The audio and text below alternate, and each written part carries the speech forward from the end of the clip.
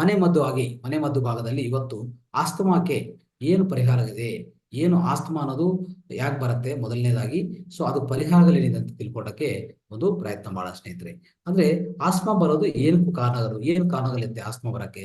ನೋಡಿ, ಈಗಾಗಲೇ ತುಂಬಾ ಜನ ಈ ಶ್ವಾಸಕೋಶ ವ್ಯಾಧಿ ಅಂತ, ಈ ಭಯಾನಕರ ಶ್ವಾಸಕೋಶ ವ್ಯಾಧಿ ಅಂತ ಆಸ್ತಮಾ ಇಂದ ಅಲ್ಲಿತಾ ಇರ್ತಾರೆ. ಈಗಾಗಲೇ ತುಂಬಾ ನೋವು ತಗೊತಾ ಇರ್ತಾರೆ ಅಲ್ವಾ. ಸೊ ಅದಕ್ಕೋಸ್ಕರ ಇದು ಏನ್ ಕಾರಣಗಳಿದೆ ಅಂತ ತಿಳ್ಕೊಳ್ಳೋಕೆ ಪ್ರಯತ್ನ ಮಾಡಿ. ಇದೊಂದು ವಿಚಿತ್ರವಾದ ಉಸಿರಾಟದ ಕಾಯಿಲೆಗಳಾಗಿದೆ. ಧೂಳು, ಚಳಿ, ಮತ್ತೆ ಮೋಡ ಕವಿದ ವಾತಾವರಣ, ಈ ಮೋಡ ವಾತಾವರಣ ಇರ್ತದೆ ಅದರಿಂದ, ಮತ್ತೆ ರಾಸಾಯನಿಕ ಕೀಟನಾಶಕಗಳ ಸಿಂಪಡಣೆ, ಅಂದ್ರೆ ಈ ರಾಸಾಯನಿಕ ಕೀಟನಾಶಕಗಳು ಜಾಸ್ತಿ ಸ್ಮೆಲ್ ತಗೊಂಡಿರ್ತೀವಿ. ಈಗಾಗಲೇ ರೈತರು ನೋಡಿ, ಅವರು ವ್ಯವಸಾಯ ಕ್ಷೇತ್ರಕ್ಕೆ ಹೋಗಿ ಏನ್ ಮಾಡ್ತಾರೆ, ಎಷ್ಟೋ ರಾಸಾಯನಿಕ ಕೀಟನಾಶಕ ಯೂಸ್ ಮಾಡ್ತಾ ಇರ್ತಾರಲ್ವಾ, ಬೆಳವಣಿಗೆ ಮಾಡ್ತಾ ಇರ್ತಾರೆ. ಅದರಿಂದ ಸ್ಮೆಲ್ ಅವ್ರು ತಗೊಂತಾ ಇರ್ತಾರೆ, ವಾಸನೆ ತಗೊಂತಾ ಇರ್ತಾರೆ ಅಲ್ವಾ, ಅದನ್ನು ಕಾರಣ ಆಗತ್ತೆ. ಮತ್ತೆ ತಂಪು ಪಾನೀಯಗಳು ಸೇವನೆ ಮಾಡೋದು. ಸೊ ಈ ತರ ನೂರಾರು ಕಾರಣಗಳಿಂದ, ಎಷ್ಟೋ ಕಾರಣಗಳಿಂದ ಏನ್ ಬರುತ್ತೆ, ಈ ಇಂಥ ಆಸ್ತಮಾ ಅನ್ನೋದು ಬರ್ತದೆ ಸ್ನೇಹಿತರೆ. ಇದು ಅರ್ಥ ಮಾಡ್ಕೋಬೇಕು ನಾವು. ಯಾವುದೇ ತಂಪು ಪಾನೀಯಗಳು, ಧೂಳಿ, ಚಳಿ ಇದೆಲ್ಲ ಎಷ್ಟು ಹೆಚ್ಚಾಗಿ ಆಗ್ತಾ ಇದ್ರೆ ಖಂಡಿತವಾಗಿ ನಿಮ್ಗೆ ಆಸ್ತಮಾ ಅನ್ನೋದು ಉಂಟಾಗ್ತಾ ಇರ್ತದೆ ಸ್ನೇಹಿತರೆ. ಈಗ ಅಂದ್ರೆ ಅದೊಂದು ರೋಗ ನಿರೋಧಕ ಶಕ್ತಿ ಕಡಿಮೆ ಆಗೇ ಬರೋದು ಅದು, ಆಯ್ತಾ. ಅದು ಅರ್ಥ ಮಾಡ್ಕೋಬೇಕು ನಾವು. ಸೊ ಅದು ಈ ವಿಚಿತ್ರ ಅಂದ್ರೆ ಇದು ಎಲ್ಲರಿಗೂ ಬರೋದಿಲ್ಲ, ಸ್ವಲ್ಪ ಕೆಲವ್ರಿಗೆ ಮಾತ್ರ ಬರುತ್ತೆ. ಬಂದ್ರೆ ಇಡೀ ಜೀವನ ಪರ್ಯಾಂತ ಇದು ಆಸ್ತಮಾ ಅನ್ನೋದು ಅವ್ರ ಜೊತೆಗೆ ಇರ್ತದೆ ಅಂತ ಇಂಗ್ಲಿಷ್ ವೈದ್ಯ ಹೇಳ್ತಾ ಇರ್ತದೆ. ಆದ್ರೆ ನಮ್ಮ ಪ್ರಾಚೀನ ಇಷ್ಟೆಲ್ಲ ನಾವು ತಿಳ್ಕೊಂಡಿದ್ದೇವಲ್ಲ, ಪರ್ಯಾಯ ಚಿಕಿತ್ಸೆಗಳು, ಅದರಲ್ಲಿ ಹೋದ್ರೆ ಖಂಡಿತವಾಗಿ ನೀವು ಆಸ್ತಮಾನು ಗುಣಪಡಿಸ್ಕೋಬಹುದು, ಏನು ಅದರಲ್ಲಿ ಸಂಶಯ ಇಲ್ಲ ಸ್ನೇಹಿತರೆ. ಇದು ನಾವು ಅರ್ಥ ಮಾಡ್ಕೋಬೇಕು. ಸೊ ಈಗ ಏನ್ ಮಾಡ್ಬೇಕು ಆತರ ಅಂದ್ರೆ, ನಾವು ಸ್ವಲ್ಪ ನೈಸರ್ಗಿಕ ವಿಧಾನಗಳು ಹೇಳ್ತೀನಿ ಈ ಈ ಇಂದಿನ ಕಾರ್ಯಕ್ರಮದಲ್ಲಿ. ಆ ನೈಸರ್ಗಿಕ ವಿಧಾನಗಳು ಮತ್ತೆ ಮನೆಮದ್ದುಗಳು ಹೇಳ್ತೀನಿ, ಸ್ವಲ್ಪ ಅದು ಪಾಲಿಸಿ ನಿಮ್ಮ ಆಸ್ತಮಾನು ಗುಣ ಮಾಡ್ಕೋಬಹುದು ಸ್ನೇಹಿತರೆ. ನೋಡಿ, ಅದು ತಿಳ್ಕೊಳ್ಳೋಕೆ ಪ್ರಯತ್ನ ಮಾಡಿ. ಈಗ ಒಂದು ಮುದ್ರಾ ಅಂತೂ ಇದೆ, ಅಂದ್ರೆ ಮುದ್ರಾ ಅನ್ನೋದು ಒಂದು ಒಳ್ಳೆ ಪದ್ಧತಿ, ಅದೆಲ್ಲ ಕರೆಕ್ಟ್ ಆಗಿ ಅದನ್ನು ತಿಳ್ಕೊಳ್ಳೋ ಪ್ರಯತ್ನ ಮಾಡೋಣ. ಈಗ ನೈಸರ್ಗಿಕ ಜೀವನ ಶೈಲಿ ಏನಿದೆ ಅದು ತಿಳ್ಕೊಳ್ಳಿ. ನೋಡಿ, ಆಸ್ತಮಾ ಪೀಡಿತರು ಏನ್ ಮಾಡ್ಬೇಕಂದ್ರೆ, ನಿಯಮಿತವಾಗಿ ತಲಸ್ನಾನ ಕಂಪಲ್ಸರಿ ಮಾಡ್ಲೇಬೇಕಾಗತ್ತೆ. ಈ ತಲಸ್ನಾನದ ನಂತರ ಕೂದಲನ್ನು ಸರಿಯಾಗಿ ಒಣಗಿಸ್ಬೇಕಾಗತ್ತೆ. ಸ್ನಾನಕ್ಕೆ ಬಿಸಿ ನೀರು ಅಥವಾ ತಣ್ಣೀರು ಎರಡು ಒಳ್ಳೆಯದೇ, ಏನ್ ತೊಂದರೆ ಇಲ್ಲ. ಆದ್ರೆ ಇದು ನೀವು ಪಾಲನೆ ಮಾಡಿ ಸ್ನೇಹಿತರೆ, ಖಂಡಿತವಾಗಿ ನಿಮ್ಗೆ ಆಸ್ತಮಾನು ಸ್ವಲ್ಪ ಗುಣ ಆಗ್ತಾ ಇರ್ತದೆ ಅಲ್ವಾ. ಸೊ ಮತ್ತೆ ಸೋಪ್ ಅಥವಾ ಶಾಂಪೂ ಬಳಸಬೇಡಿ.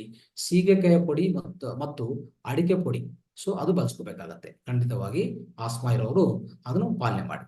ಆಮೇಲೆ ರಾಸಾಯನಿಕ ವಸ್ತುಗಳನ್ನು ಬಳಸಬೇಡಿ. ಯಾವುದೇ ರಾಸಾಯನಿಕ ವಸ್ತುಗಳು, ನಿಮ್ಮ ಶಾಂಪೂ ಆಗ್ಬೋದು, ಇನ್ನೊಂದಾಗ್ಬೋದು, ಇತ್ಯಾದಿ, ಅಂದ್ರೆ ಈ ಕಾಸ್ಮೆಟಿಕ್ಸ್ ಅಂತ ಮತ್ತೆ ಮಾಯಿಶ್ಚರೈಸರ್ ಅಂತ ಎಲ್ಲ ನಾವೇನ್ ಮಾಡ್ತಾ ಇರ್ತೀವಿ, ಖಂಡಿತವಾಗಿ ರಾಸಾಯನಿಕ ಸಹಿತ ಪದಾರ್ಥಗಳು ಅಂತ ವಸ್ತುಗಳು ಯೂಸ್ ಮಾಡ್ತಾ ಇರ್ತೀವಿ. ಅದು ಖಂಡಿತವಾಗಿ ತ್ಯಜಿಸಬೇಕಾಗತ್ತೆ, ಅದು ಬಳಸ್ಕೋಬೇಡಿ ಅಲ್ವಾ. ಇದು ನೈಸರ್ಗಿಕ ಜೀವನ ಶೈಲಿ ನಾವು ಹೇಳ್ಬೇಕಂತ ಅಂಶಗಳು. ಆಮೇಲೆ ಮನೆ ಮದ್ದು ಆಗಿ ಏನ್ ಮಾಡ್ಕೋಬಹುದು ನಮ್ಮ ಮನೆ ಮದ್ದಲ್ಲಿ, ಒಳ್ಳೆ ಮನೆ ಮದ್ದು ಈ ಅಂದ್ರೆ ಒಂದು ಮೆಡಿಸನ್, ನ್ಯಾಚುರಲ್ ಮೆಡಿಸಿನ್ ತರ ಇದು ಕೆಲಸ ಮಾಡುತ್ತೆ, ಸಹಜವಾಗಿ ಕೆಲಸ ಮಾಡುತ್ತೆ. ನೋಡಿ, ಸಮಾನ ಪ್ರಮಾಣದಲ್ಲಿ ಶುಂಠಿ, ಕಾಳುಮೆಣಸು, ಚಿಕ್ಕ ಹಿಪ್ಲಿ ಮತ್ತೆ ಸಣ್ಣ ಹಿಪ್ಲಿ ಅಂತ ಹೇಳ್ತೀವಿ, ಅದು ಸೇರಿಸಿ ಪುಡಿ ಮಾಡ್ಕೊಳ್ಳಿ.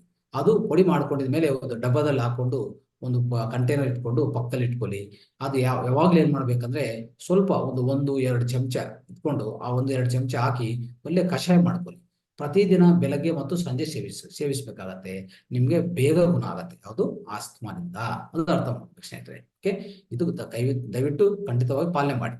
ಆಮೇಲೆ ಜೀನುತುಪ್ಪದಲ್ಲಿ ನೆನೆಸಿದ 6 ದ್ರಾಕ್ಷಿಯನ್ನು ದಿನಕ್ಕೊಮ್ಮೆ ಖಾಲಿ ಹೊಟ್ಟೆದಲ್ಲಿ ಸೇವಿಸಬೇಕಾಗತ್ತೆ. ದಿನಕ್ಕೊಂದ್ಸರಿ ಖಾಲಿ ಹೊಟ್ಟೆದಲ್ಲಿ ಸೇವಿಸಬೇಕಾಗತ್ತೆ. ಅಂದ್ರೆ ಜೇನುತುಪ್ಪ ಮತ್ತು ನೆನೆಸಿದ 6 ದ್ರಾಕ್ಷಿ ಪದಾರ್ಥಗಳು, ದ್ರಾಕ್ಷಿಯನ್ನು 2 ಸೇರಿ ನೀವು ಸೇವನೆ ಮಾಡಿದ್ರೆ ನಿಮ್ಗೆ ಬೇಗ ಇದು ಆಸ್ತಮಾ ಗುಣವಾಗುತ್ತೆ. ಆಮೇಲೆ ಸೊ ಕೊನೆಯದಾಗಿ ಸ್ನೇಹಿತರೆ, 1 ಕಪ್ ನೀರು, 2 ಸ್ಪೂನ್ ಗೋವಾರ್ಕ್ ಅಂತ ಈಗಾಗಲೇ ಹೇಳ್ಕೊಂಡಿದ್ವಿ, ಗೋಮೂತ್ರ.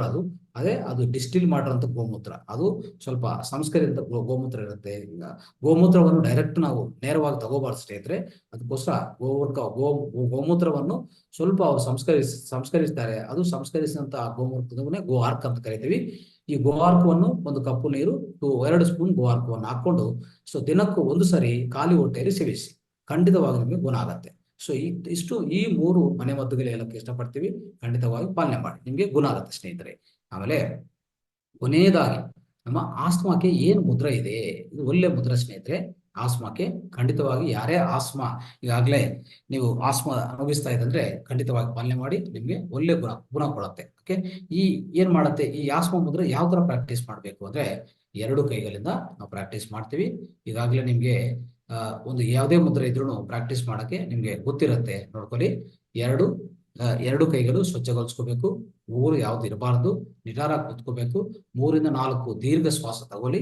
ತದನಂತರ ಕಣ್ಣು ಮುಚ್ಕೊಂಡು ಮಾಡಿ, ಕಣ್ಣು ತೆರೆಸ್ಕೊಂಡು ಮಾಡಿ, ತೊಂದರೆ ಇಲ್ಲ. ಈ ತರ ನೋಡಿ, ಈ ತರ ಇಟ್ಕೊಳ್ಳಿ. ಆಮೇಲೆ ನೋಡಿ ಯಾವ ತರ ಮಾಡ್ಬೇಕು ಈ ಮುದ್ರಾ ಅಂದ್ರೆ, ಈ ಉಗುರು ಅಲ್ಲ, ಈ ಅಂದ್ರೆ ಮಧ್ಯ ಬೆರಳಿದೆಲ್ಲ, ಮಧ್ಯ ಬೆರಳಿಗೂ ಉಗುರು ಏನಿದೋ ಈ ಉಗುರು ಮಾತ್ರ ಟಚ್ ಮಾಡ್ಬೇಕು. ಮಿಕ್ಕಿದೆಲ್ಲ ಬೇರೆ ಬೆರಳೆಲ್ಲ ಈ ತರ ಇಟ್ಕೋಬೇಕು ಸ್ನೇಹಿತರೆ. ಇದು ಒಂದ್ಸರಿ ಅಬ್ಸರ್ವ್ ಮಾಡ್ಕೊಳ್ಳಿ. ಇಷ್ಟೇ ಬೇಕಾಗಿರೋದು. ಇದು ನಾವು ಏನ್ ಹೇಳ್ತೀವಿ ಅಂದ್ರೆ ಆಸ್ಮಾ ಮುದ್ರಾ ಅಂತ ಕರಿತೀವಿ. ಆಸ್ಮಾ ನೋಡಿ, ಚೆನ್ನಾಗಿ ಒಂದ್ಸರಿ ಅಬ್ಸರ್ವ್ ಮಾಡ್ಕೊಳ್ಳಿ. ಓನ್ಲಿ ಆ ಉಗುರು ಪ್ರಾಂತ ಮಾತ್ರ, ಎರಡು ಮಧ್ಯ ಬೆರಳು ಉಗುರು ಪ್ರಾಂತ ಮಾತ್ರ ಟಚ್ ಮಾಡಿದ್ದೇನೆ. ಈ ತರ ಇಟ್ಕೊಂಡು ಈ ತರ ನಿಮ್ಮ ಎದೆ ಪ್ರಾಂತದಲ್ಲಿ ಚೆಸ್ಟ್ ಭಾಗದಲ್ಲಿ ಈ ತರ ಇಟ್ಕೊಂಡು ಪ್ರಾಕ್ಟೀಸ್ ಮಾಡ್ಕೊಳ್ಳಿ. ಒಂದು ಎಷ್ಟು ಕಾಲ, 20 ನಿಮಿಷ, 30 ನಿಮಿಷ, ನಿಮ್ಗೆ ಎಷ್ಟು ಮಾಡಕ್ ಸಾಧ್ಯ ಆಗುತ್ತೋ ಅಷ್ಟು ಮಾಡ್ಕೊಳ್ಳಿ. ಇದು ನಾವು ಆಸ್ಮಾ ಮುದ್ರಾ ಅಂತ ಕರಿತೀವಿ ಸ್ನೇಹಿತರೆ. ಇದು ಅರ್ಥ ಮಾಡ್ಕೊಳ್ಳಿ. ಆಮೇಲೆ ಇದಾದ್ಮೇಲೆ ಪ್ರಾಣ ಮುದ್ರಾ ಒಂದು 10 ನಿಮಿಷ ಪ್ರಾಕ್ಟೀಸ್ ಮಾಡಿ, ಈ ತರ ಪ್ರಾಣ ಮುದ್ರಾ. ಓಕೆ, ಸೊ ಇದು ಪಾಲನೆ ಮಾಡಿ, ಖಂಡಿತವಾಗಿ ನಿಮ್ಗೆ ಬೇಗ ಆಸ್ಮಾ ಅನ್ನೋದು ಗುಣವಾಗುತ್ತೆ ಸ್ನೇಹಿತರೆ. ಓಕೆ ಸ್ನೇಹಿತರೆ, ಸೊ ತುಂಬಾ ಧನ್ಯವಾದಗಳು ಇಷ್ಟೆಲ್ಲ ನೀವು ಕೇಳಿಸ್ಕೊಂಡಿದ್ದಕ್ಕೂ.